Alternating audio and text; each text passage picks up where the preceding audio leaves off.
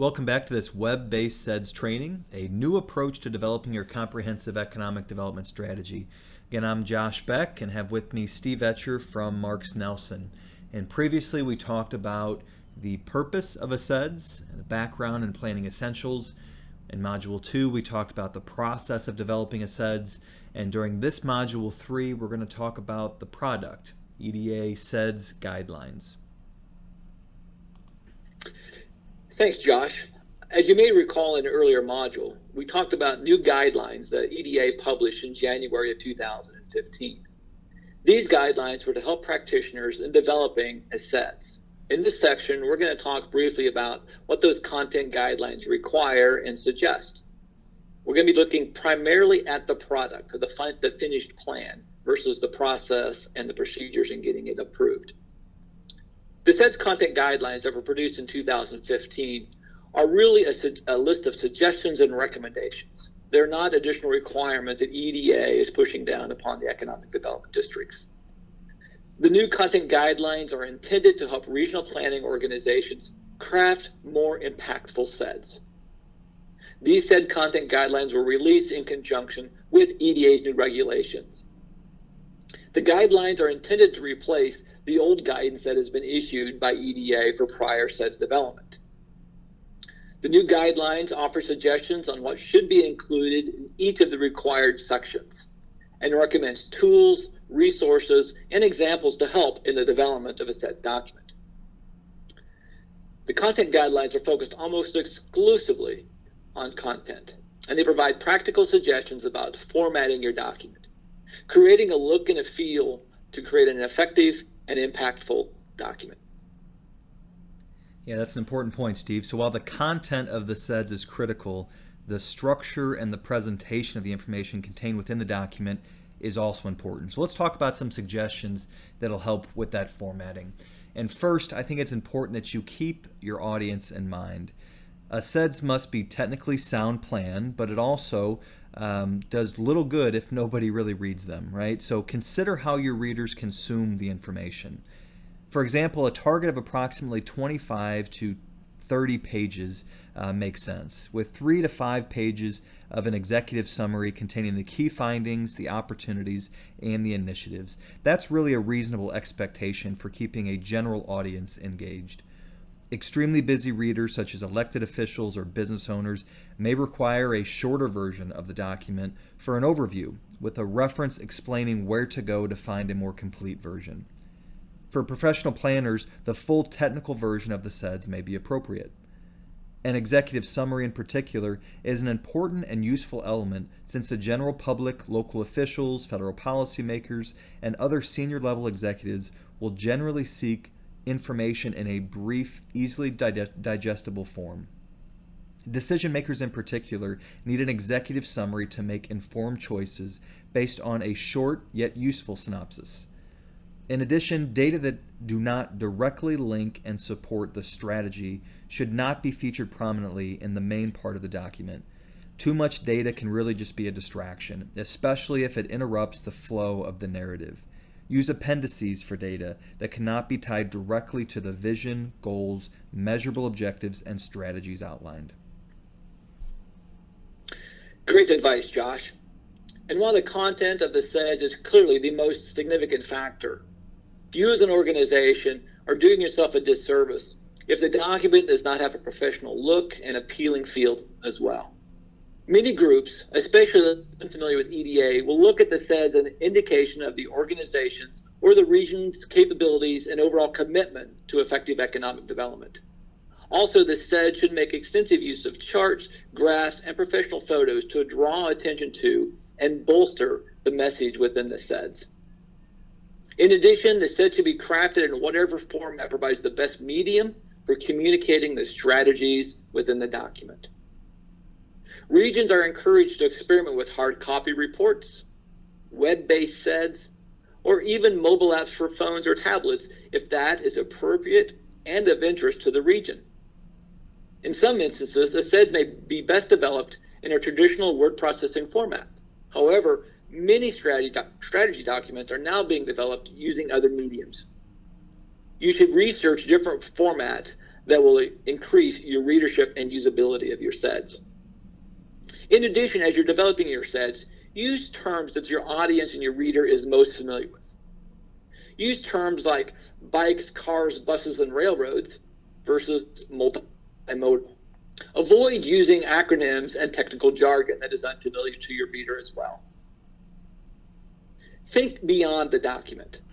When crafting the CEDS, a community should think creatively about how the document may be used as a vehicle to engage stakeholders in a meaningful conversation and debate about the region. Consider how the CEDS can be used in social media, podcasts, blogs, videos, etc. How can the CEDS, or even the most important parts of the CEDS, be showcased on a website? These are questions that you should ask as you work on communicating your CEDS document. Okay, so we've talked about the format a little bit, but now let's dive into the planned content requirements and the required components by EDA. The EDA CEDS content guidelines requires that there be 4 distinct sections in the CEDS. First, the background summary. Second, the SWOT analysis. Third, the strategic direction and action plan. And fourth, the evaluation framework. And we're going to discuss each required section in more detail. In addition, the guidelines requires the inclusion of economic resilience in the planning process and the final document. But let's really take these one at a time. And we'll begin with the background summary. The background summary is a brief introduction of the region, the location, counties, cities, population, etc. The recent timeline of major economic events, including providing context. It provides information on key industries or clusters. It provides information on key regional trends such as demographic, economic, social trends. It provides information on asset-based planning, assets that provide a competitive advantage to the region. And it should answer the question, what have we done? And present a clear and understanding of the local economic situation supported by relevant data. And that means it should be presented in clear and concise manner that is easily understood by the general public, really identifying key trends, not just a presentation of data. And it should identify short and long-term trends of the region to gain a more complete understanding of how the region's current economic situation has been shaped over time by national and even global forces. Some additional relevant background information to include could be your demographic and social economic data, including the human assets of the area, the labor force characteristics, educational attainment of the working age population, etc. It could also and should also include environmental, geographic, climate, and cultural or natural resources profiles, such as mining resources, timber industries, fisheries, aquaculture, ecotourism, etc. Ideally, in the CEDS, you'd want to create an environmental baseline for the area that you can develop by working with your environmental offices within your state and your region. There's a number of sources of published literature out there that a region can access to create a dialogue with the environmental regulators that affect their region. And be sure to include also your state historic preservation offices, as well as your tribal historic preservation office when you're doing that baseline data. The background information should also include your infrastructure assets that are currently within the area that relate to economic development. Critical components such as water, sewer, telecommunications and broadband, energy distribution systems, transportation modes, etc. The background data should also look at emerging or declining clusters of industry sectors, their past, present, and projected impacts on the region's competitive advantages and ability to build capacity for economic development. The background information should also include a relationship of the area's economy to that of a larger region or the state. Provide that global perspective, particularly in regards to local advantages or disadvantages. Be sure to also include factors that directly affect economic performance in areas such as workforce, innovation, industry supply chains, state and local laws, financial resources, transportation systems, energy cost, business, personal, and property taxes, bonding capacity, and land use patterns. And they also include other factors that relate to economic performance in the area, such as housing, health services, education, cultural and recreational resources, as well as public safety. So now we've gathered all this information through our background summary and have a really good feel for our region. It's time to map that now into a SWOT analysis. So what is a SWOT analysis? SWOT analysis is the strengths, weaknesses, opportunities, and threats matrix that really provides great context for identifying next steps for a region and moving it from the background summary to the next step, which will be the strategic direction and action plan. When you think about a SWOT analysis in the context of regional planning, strengths are really that region's competitive advantage. Industry supply chains and clusters, extensive port, rail, and broadband assets, if there's specialized workforce skills, higher education levels, collaboration among stakeholders, these are all the types of things you want to be thinking about when identifying strengths for your region.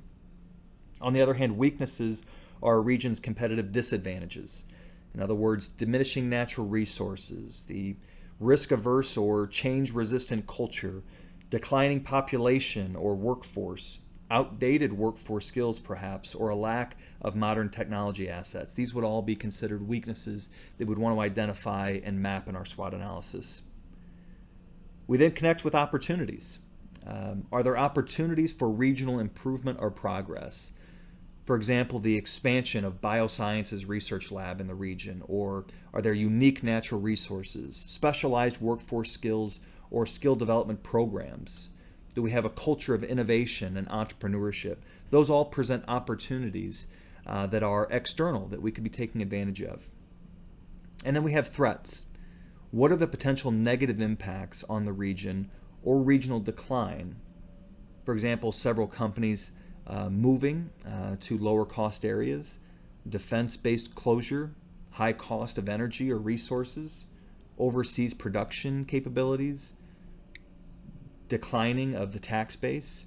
These are all things that could present a threat to an area. So again, if you think about SWOT, when we look at strengths and weaknesses, we're looking at our internal to our region, the strengths and weaknesses. When we think about the opportunities and threats, we're thinking about opportunities and threats from our external environment, and we're trying to map our strengths to our opportunities. We're trying to decrease our weaknesses, manage our weaknesses, address our weaknesses, so that those threats don't become a reality. So once an organization and the strategy committee has completed their SWOT analysis, next comes one of the most important steps. What are you going to do with this information? That is where you come to the part of creating a strategic direction and action plan for your organization. The strategic direction and corresponding action plan are the heart and soul of the CEDS. It should answer the question by leveraging the analysis in the SWOT that says, where do we want to go and how are we going to get there? The strategic direction and action plan should logically flow from the critical internal and external factors that speaks to the region's assets and limitations and its role in capacity building.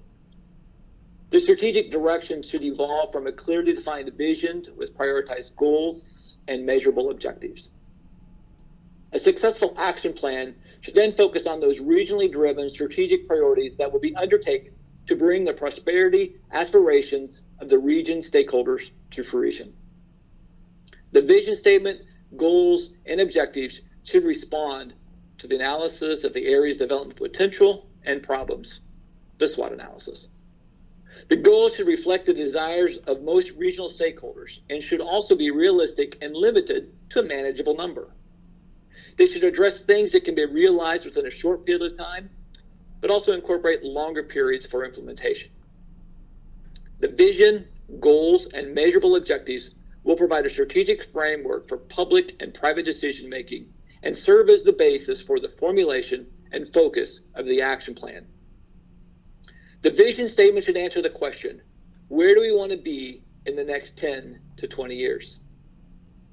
The most common method for developing a vision statement is through a series of sessions and workshops with your strategic action committee. Regardless of the method used to form the vision statement, the visioning process should include broad community participation.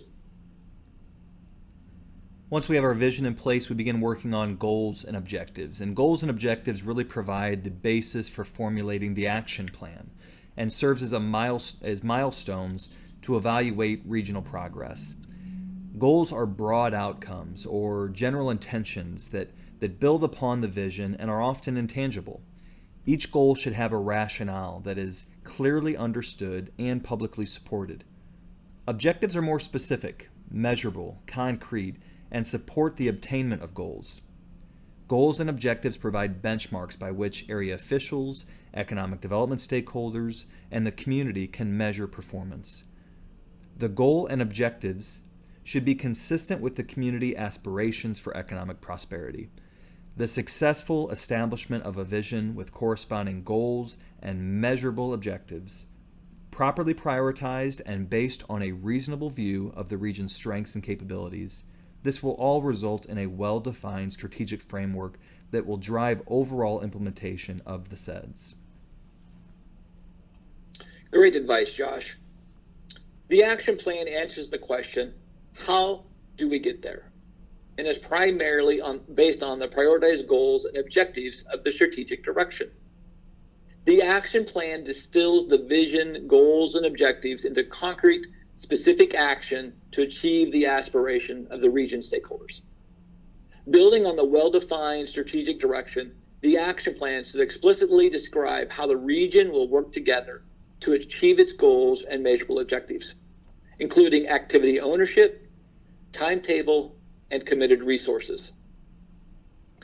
The action plan, however, should not simply be a list of projects, nor should it exclusively reflect only those activities which EDA could alone potentially support.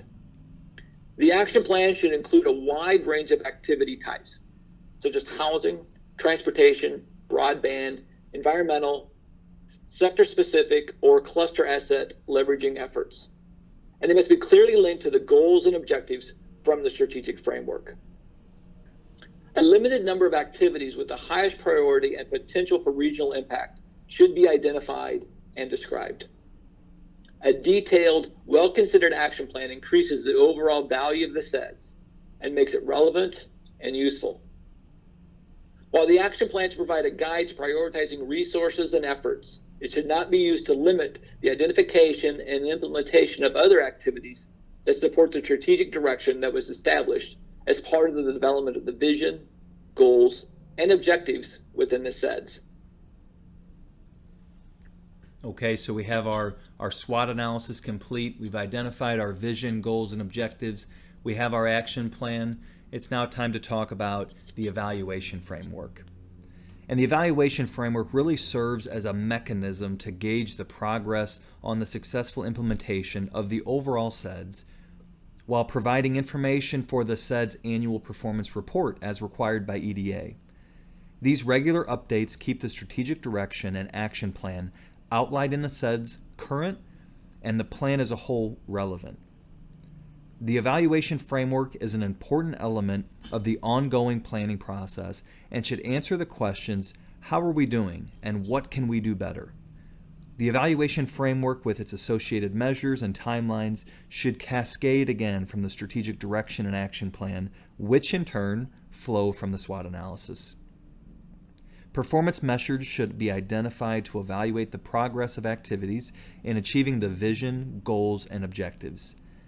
Economic development districts and communities should consider traditional, and by traditional we mean jobs created and or retained, private investment, etc., but also non-traditional, things such as wealth creation, GDP per capita, household income, per capita income, wages, net worth, all those non-traditional elements. These types of performance measures should be considered when evaluating regional impact. Although important, job creation and retention is just one element in determining whether a region is building the appropriate capacity to help the private sector flourish and the region as a whole prosper. Job creation is the result of successful economic development investments and should be linked with broadband availability and adoption, quality of place, established entrepreneur networks, supply of skilled workers, increases in workers' earnings and wages, climate of innovation, and other strategic investments.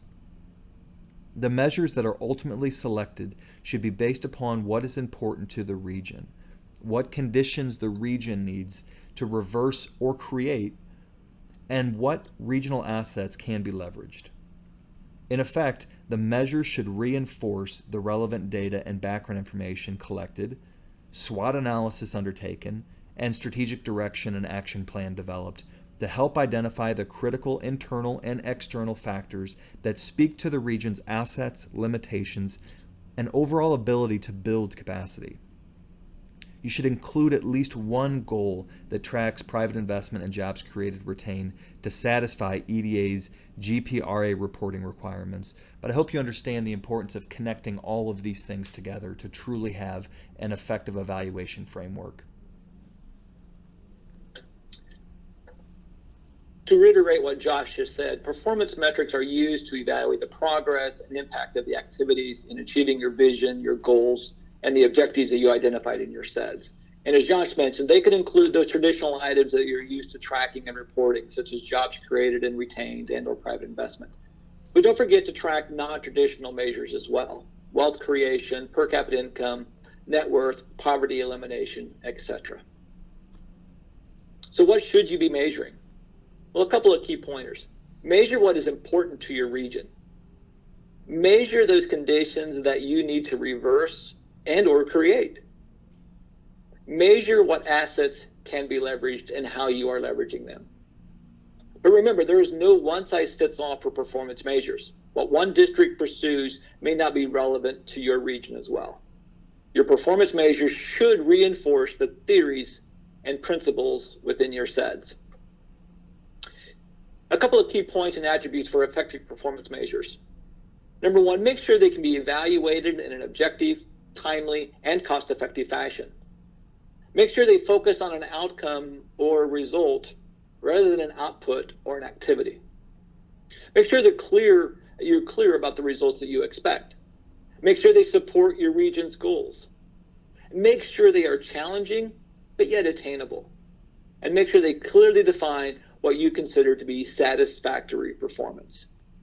And also remember, you want to track those elements that are within the region's ability to control and influence through the implementation of the CEDS. A few final points about the components that should all be included in the CEDS document. Again, it's important that we incorporate an element of economic resilience. Economic resilience must be incorporated into the planning process, and it can be integrated into each element or addressed as a separate component. Economic resiliency, once again, is an area's ability to withstand, prevent, or quickly recover from major disruptions, i.e. shocks, to its underlying economic base. CEDS serves as that critical mechanism to help regions identify vulnerabilities and withstand or recover from disruptions. Integrating resiliency into the CEDS can take multiple forms, and we need to identify assets and vulnerabilities regardless. Great reminder, Josh.